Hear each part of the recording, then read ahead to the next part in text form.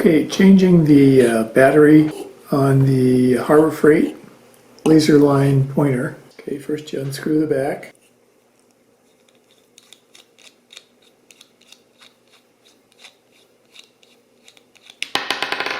The batteries go in the body with the plus side toward you. Plus side isn't the side that has the smaller diameter unlabeled, it's the marked side. It goes out.